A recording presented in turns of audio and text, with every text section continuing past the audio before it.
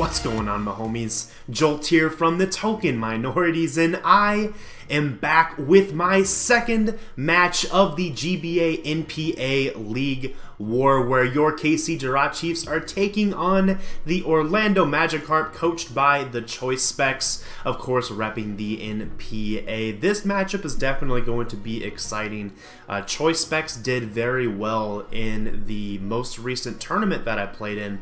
For those of you who have followed some of my non-GBA content, I recently played in a Surge format tournament, and ChoiceSpecs did place second in the other bracket of that tournament. So definitely a strong player. He knocked off a lot of really good players, including Monotui, during that tournament run. So definitely someone I cannot sleep on here in this matchup. But before we jump into just a very brief summary of the team, I do want to give a brief shout out once again to Aaron2420 for recording my game for me, and of course shout out to Sticks for genning my team as he usually does. Thank you, man, you are awesome. Now let's talk very briefly about the matchup here. So my opponent Specs has access to the 6 mons you can see in front of you: the Gudra, Arcanine, Mega Venusaur, Jirachi, Masquerain, Donphan. And then he also had access to a Suicune as well as a Beware. Now this is one of those matchups where I felt like he could legitimately bring any 8 of his Pokemon, in any of his 8 Pokemon. And that's always a little bit trickier to prep for, as like one of the big advantages to, at least in my eyes, to 8-mon format, which is what this League War was, is that it's often pretty simple to narrow down which 6 Pokemon your opponent is most likely to bring. And in this matchup, I thought that the least likely Pokemon for him to bring was actually that Masquerain that he opted to bring here in this matchup. So that just goes to show, I guess, that really all 8 of his mons were viable. But I expected to see something similar to what he has here. I thought Masquerain would be the Suicune, since Suicune is his best way to deal with my Hawlucha bring, really my Mega Gallade bring as well. And then I wasn't sure if he would go with like the Gudra or the Beware route. Either way, I expected one of those 2 Pokemon to be Scarfed, because I don't feel like Specs has excellent speed tiers. His speed tiers are very slow, mine are relatively fast. That gives me a big speed tier advantage right out of the gate with my preparation here for this game. So I fully expected him to bring one of his slower mons, at least one of his slower mons, as a Choice Scarfer. I expected his Jirachi to be his Stealth Rocker here in this matchup. And yeah, so that's the general expectations for his team. I think the Donphan's going to be offensive as well. It's Z Donphan on his draft, which is fascinating. He seems to really love Z Donphan, and I haven't really seen that too much, honestly, this generation, but he's brought it several times. He ran that in the Surge tournament too for several of his games. So I'm fully expecting him to try to bring that. That could easily be like a Rock Polish variant, or just something that's bulky offensive. So that's just something I need to keep in mind here with my team build. But just to very briefly go over the team that I'm bringing, I am bringing a 4 attacks Tapu Koko. This thing has Brave Bird, Z Brave Bird, in fact, for his Mega Venusaur. Sorry, it's actually substitute 3 attacks. It is Z Brave Bird, Grass Knot, and Thunderbolt with substitute. It's max attack investment to allow me to hit the Mega Venusaur as hard as possible, because getting rid of Mega Venusaur is really, really good for my my Hydreigon, but also for my Seismitoad that I'll talk about here in just a little bit. And Substitute allows me to basically sub down on obvious switches and then react accordingly, depending on if he goes into the Donphan or the Mega Venusaur, without having to basically make predictions. So just a really good, annoying breaker, I guess, against his team. Then I have the Hydreigon, which is also a breaker in this matchup. I'm running Taunt, Draco Meteor, and Dark Pulse, as well as Defog, just in case he brings the Sticky Web, which is definitely an option on that Masquerain. So that just plows through him. You can look at his team and just, you can see he does not have responses to Hydreigon without offensively checking it. Then I have a Mega Gallade, which is, let's see, what did I run ultimately? I believe I ended up running Encore 3 attacks on this Mega Gallade. So it's Encore to allow me to switch into a potential Calm Mind Suicune, Calm Mind, or even like a Sub Protect Toxic Suicune. Basically, I could switch it hard into the Suicune as it goes for like a Protector or Toxic. I can Encore and then respond accordingly. But then I can also do a lot of damage with this thing. I have the combination Earthquake, Close Combat, Zen Headbutt, as you can look across his team. Actually, no, sorry, it's not Encore. I changed changed that at the last minute. It's actually Will-O-Wisp, specifically for the offensive Donphan possibility. I have Encore on the Hawlucha instead now. But even so, that coverage that I have offensively is really good against this team. The investment on Gallade is primarily bulky, but I do have enough speed to outpace anything that is not Choice Scarfed. Then I have my Seismitoad, which, fun fact, is Choice Scarfed in this matchup. So Choice Scarfed Seismitoad, and the reasoning behind that is it allows me to outpace the likely Scarfed Beware that I thought was actually likely enough to come, that I wanted to have another Mon able to actually outspeed it. Plus, it's able to deal with a Rock Polished Donphan, a +2 Rock Polished Adamant Donphan. I would actually still be able to outspeed with Scarf Seismitoad. So those were two Mons that I liked being able to outspeed with this. Plus, I just didn't really feel like defensive Seismitoad had as much viability here in this matchup, as an offensive speedy Seismitoad is actually able to outspeed a Jirachi as well, so I'd have a nice offensive option to deal with that too, so that's certainly nice. And getting rid of like the Mega Venusaur with either my Breaker Hydreigon or my Z-Brave Tapu Koko just really opens the door wide open for the Seismitoad, as you can see here, looking at the team that he brought. This thing also does have Stealth Rock, though, as I do expect him to go hard into his Mega Venusaur on the Seismitoad every time, so I should be able to get those rocks up pretty easily. Then I have a pretty standard Electric Seed Hawlucha, nothing too flashy on that, just Dual Stab SD and Encore, just a good late game win con, probably my primary win condition in this game. And then I have a Scavalier, which is more or less a filler Mon in this matchup. I really only had 5 Mons that I loved in this matchup, but even so, it does still fill a very crucial role here, being able to be my normal resist on my team, just in case he brought the Beware. I thought that was something I wanted to have, and a Scavalier would have been able to be that resist for me. It's also able to switch into Donphan's Earthquakes without having to fear the play rough. My team is naturally very weak to fairy types, so having something like this that can switch into the Earthquake but also could switch into a play rough, I thought was really valuable for my team as well. So this is just a very physically defensive as Scavalier. I'm running Dual Stab and then Toxic Protect since that worked out pretty well last time. I thought, what the heck, I might as well. Now, unfortunately, this is my last game with this team, so I was not able to bring the Vileplume or the Entei. And for those of you who are looking forward to seeing those Mons, I'm sorry. I really tried to work them onto this team, but they were simply the 7th and 8th best Mons in the matchup. So, you know, I really wanted to pick up the win for the GBA. I want us to win this war, and I really want to make sure it carried my weight. And unfortunately, I didn't feel like Entei and Vileplume were going to be able to carry the weight here in this matchup. So, you know, it is what it is. I'll try to at least draft Vileplume again sometime in the future. That's a Mon I think has a lot of potential, and at some point I really want to give it a chance. But we can go ahead and jump into this matchup. Because he brought the Masquerain, I do have to respect it as a lead, so I'm going to go ahead and lead off with my Tapu Koko. Initially, my game plan was going to be to lead off with my Mega Gallade, expecting him to lead off with a Stealth Rocker, be able to Will-O-Wisp the Donphan, or just straight up Earthquake the potential Jirachi. But because he brought the Masquerain, I do want to play it safe here and try to prevent the Sticky Web, or at least punish him if he decides to go for those webs right away in this game. So I do lead off with Koko. He gets me there and leads off with his Goodra, but expecting him to be a Choice Scarf Goodra, I really think that's the best set against my team. I'm just going to go straight into my Gallade. I am bulk invested. I'll be able to take any hit he wants to go for, and he's not going to go for a Draco Meteor in the face of a Tapu Koko. So I'm just going to go ahead and Mega Evolve with my bulky Mega Gallade, and as you can see, that Sludge Bomb just bounced right off of me, and he actually stays in, and I reveal to outspeed him, so he is definitely not a Choice Scarfed Goodra. I think he's either maybe Focus Sash or Assault Vest based upon that play. Even so, he's just going to stay and survive the Zen Headbutt, which unfortunately I do critical hit, so I'm sorry if that mattered. But even so, he's just going to go for the Draco. Due to my investment, I'm able to survive the hit, and I'm just going to fire off a close combat to basically cover any potential switch he wanted to go into.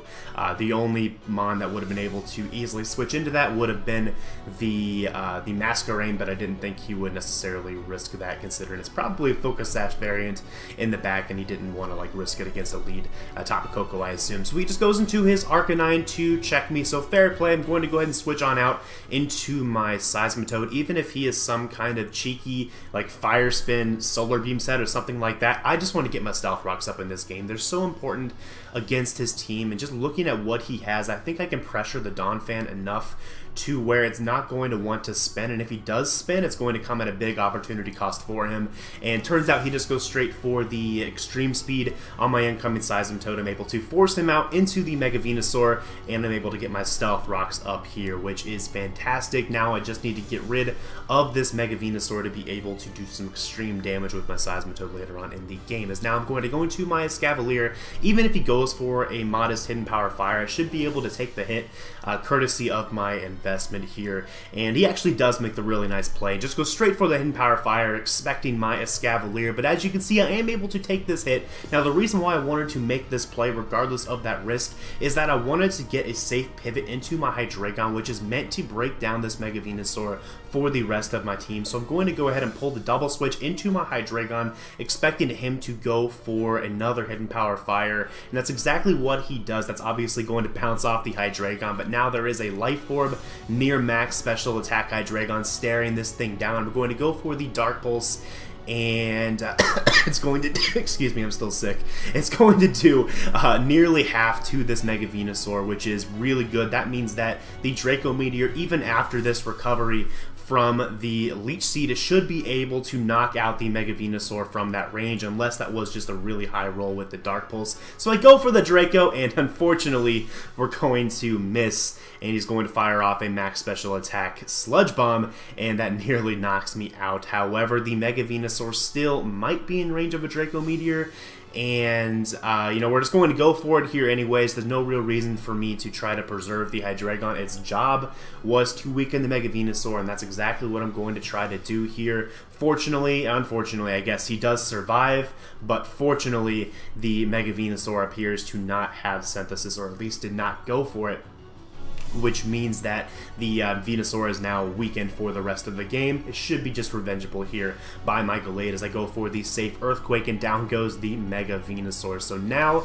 my Seismitoad in the late game is looking fantastic, but I also still have that potential for a Hawlucha win condition as well, just based upon how this end game plays out. As here he's going to go into his Jirachi. Like I said earlier, I'm expecting this to be maybe a berry set with the Stealth Rock, but he actually turns out to be Choice Scarf, so that's fine. I was willing to lose my Gallade to get that information, because now he locked into the Zen Headbutt. That means I can go straight into my Escavalier and basically just get a free Toxic off on whatever he wants to switch in. He's not going to spam Zen Headbutts against this thing. He knows how bulky I can be. He knows I can have knockoff and the like.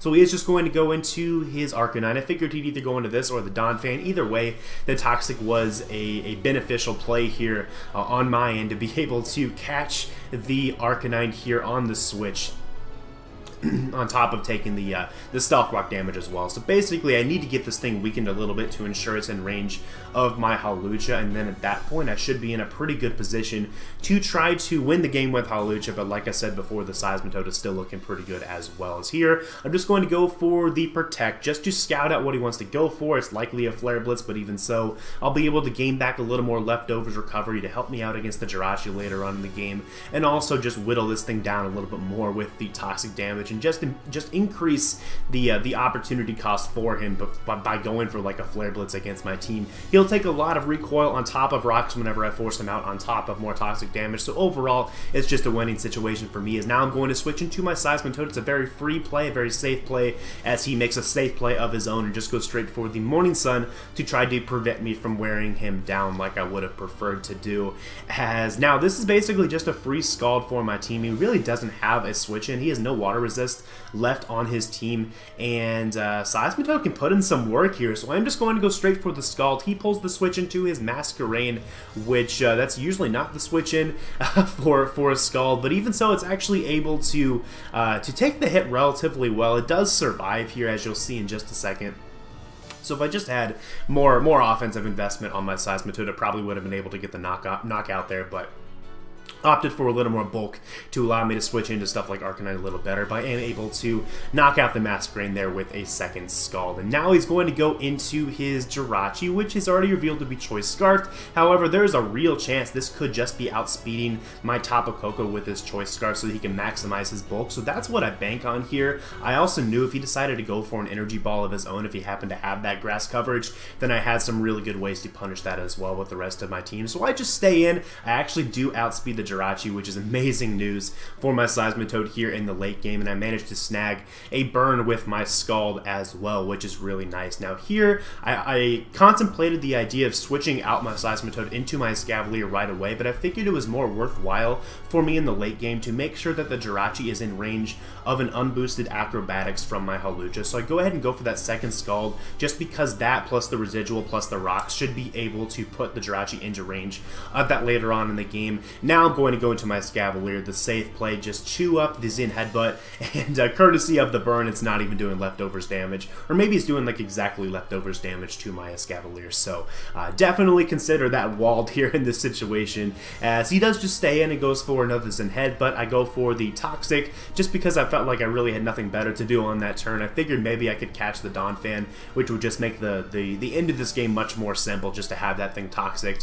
But even so, now he's going to pull the switch out. I believe I'm just going to go for an Iron Head, or potentially another Toxic. I think I'd go for another Toxic here, just to stay persistent, just in case I could catch the Donphan on the switch in. I'd go for the Protect. Either way, I'm able to get health back here on this turn regardless. But so he does just go into his Arcanine here, and he takes the Stealth Rock damage. He's going to take the first round of Toxic damage, and at this point I can easily just go for another Protect here if I choose to, but instead I'm going to go ahead and switch on out into my Tapu Koko, because what this does is this means he is pressed with a decision either to heal his Arcanine or to attack my Tapu Koko. If he heals, I'm able to pressure him with my Tapu Koko, potentially even get a substitute off against his team, and potentially just win from there, honestly.